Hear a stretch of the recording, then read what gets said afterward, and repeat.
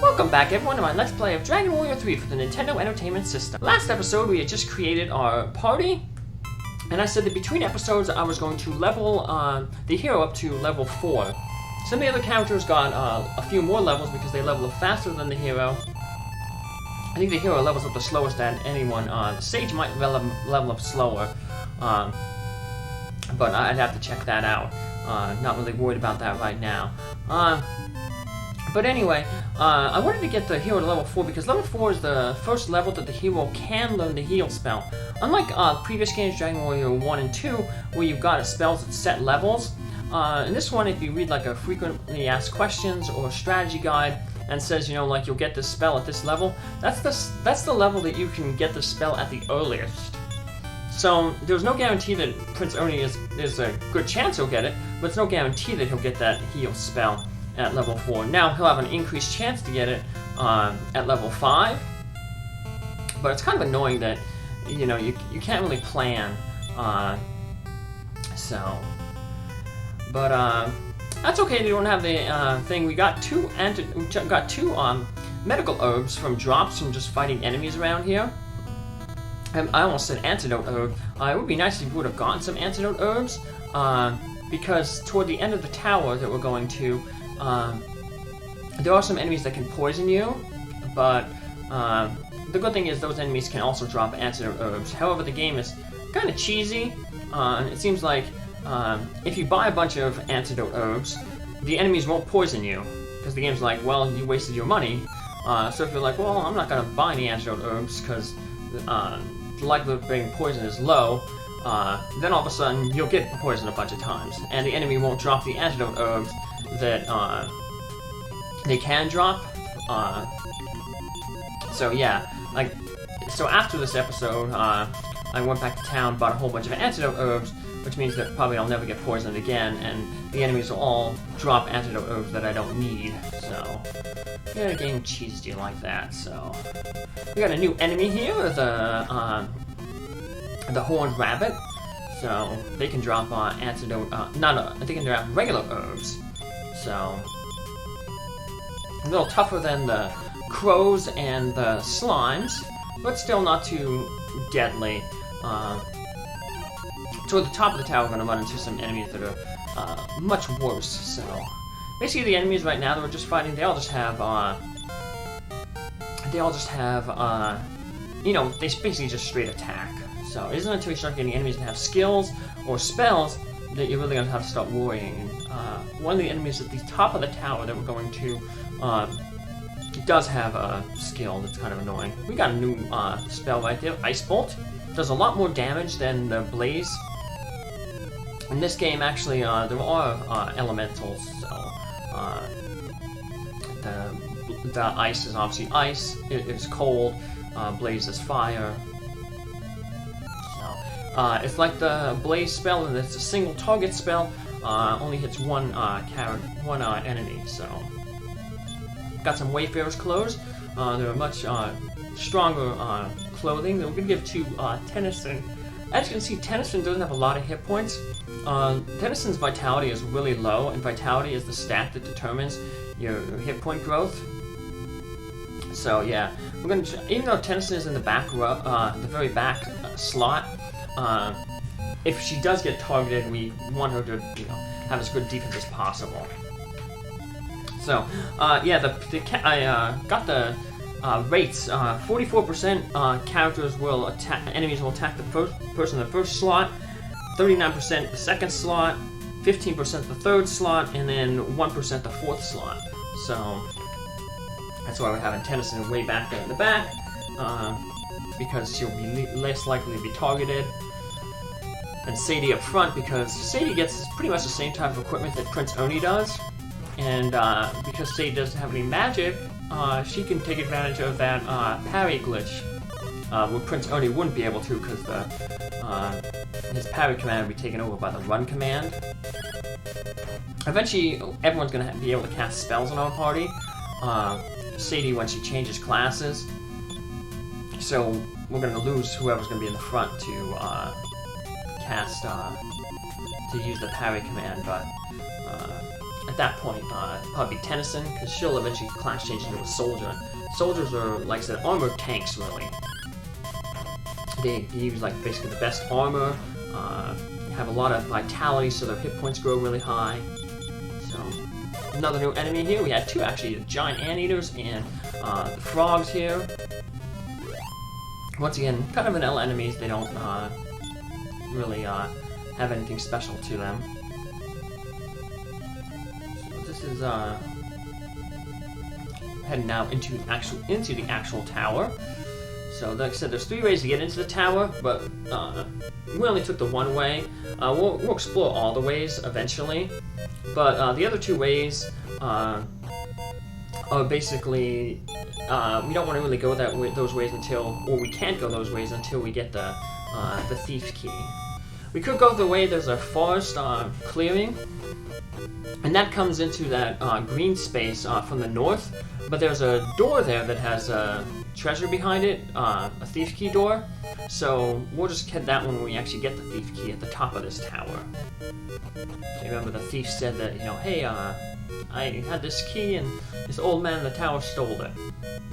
And most of the people said, we can get in the tower by taking the cave to the west of the tower, so that's the best way to go. So we got quite a few items and treasures in that path, so. And the enemies ain't much different than the ones on the at least in the in that cave aren't much different than the enemies that you fight outside that I was leveling on. So this tower is actually a pretty decent place to level in, because on the first floor there, on the left there is a staircase to an inn, and the enemies here give a lot better gold than the enemies on the outside. So if we're going to do some gold farming, because there's a lot of good items that you can get prior to the next dungeon we're going to go to. But immediately after that dungeon, there's going to be like equipment that obsoletes that equipment real quick. So I'm not going to go out of my way to grind for extra gold. The merchant's going to get us some extra gold. It's about they say it's about 20% extra gold, rounded down. So yeah, that 15 gold would be like 2.5 rounded down to 2. So, which ain't a lot, but you know, it adds up after, you know, multiple battles, because you're fighting, you know, maybe like 20 some battles before you get a level. So now here we got an annoying enemy, the masked moth. What makes these guys annoying is they can actually cast a spell, and their spell is the surround spell. The surround spell envelops your character in fog, and that reduces their accuracy. I think it reduces their accuracy down to 25%. So, yeah, very annoying. And of course it's going to hit all our characters. One thing though is the surround spell has no effect on spells. So like Tennison can still cast her blaze spell and it'll be effective. I could have Prince Ernie also as well, but I didn't really want to use Prince Ernie's magic points, because I'm still waiting for him to get the heal spell, which he should get at level 5. Yeah, there's the masked moth. Yeah, they can drop a wing of the wyvern, which luckily we do find one after this tower, so we don't have to backtrack all the way to the castle. Once we complete this tower, we can just use the wing of the wyvern and just warp back to the castle. Now the interesting thing about the return spell in this game with the wing of the wyvern is when you use it, unlike in Dragon Warrior 1, it took you right to Tantagel Castle, the only place you can save your game. In Dragon Warrior 2, it took you to the last place you saved your game, whether it was a castle or, say, a town. In this one, you can actually select what town you want to go to. So, we got a leather helmet here, that's good. We want to give that to Tennison, increase her defense. And then some of the enemies, we actually will get leather helmet. One of the enemies drops a leather helmet, so we get lucky. And we'll throw that on Prince Ernie. because that's basically going to be his best helmet for a while. Now, pretty much everyone can use the leather helmet, but in a village, you'll see there's a village Reeve to the north. I went there just to heal up between episodes when I was leveling up, but I didn't talk to anybody in that village, so everyone will still be fresh there. See all the new dialogue. But here in that battle, I just got the other leather helmet. In that area, we can get turbans. We can buy turbans, and that's really one of the best headgears for your goof off and your merchant. And they're really, really cheap. So.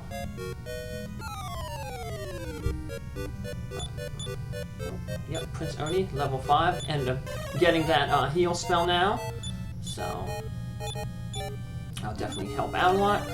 See when we heal ourselves up, we can see how much hit points everybody has max. So you can see, Tennison don't have a lot, 15.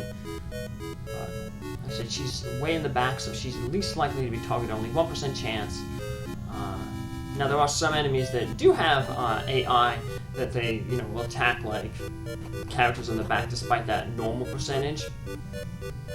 Just gotta be careful about them, but for the most part, the enemy eye just goes by the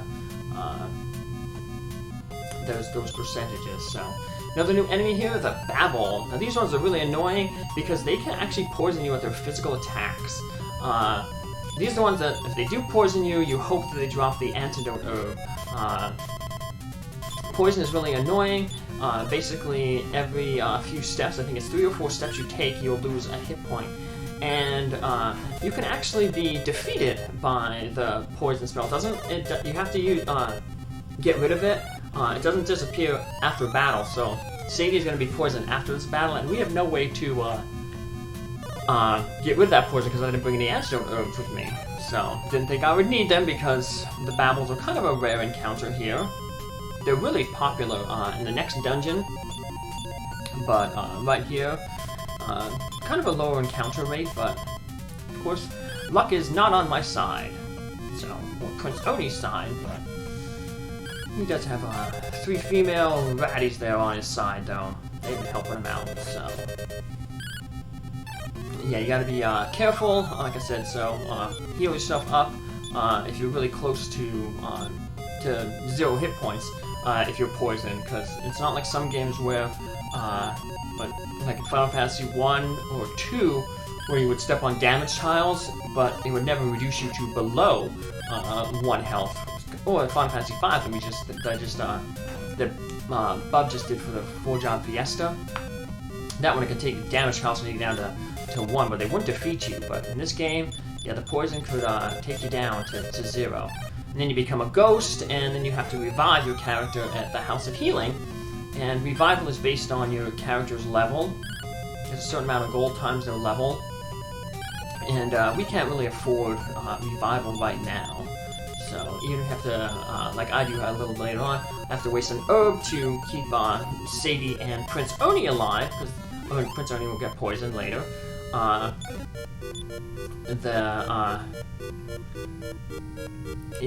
forgot what I was saying, but yeah, it pays to just, use the medical herb on them, because it's less money than, having to revive your character, so.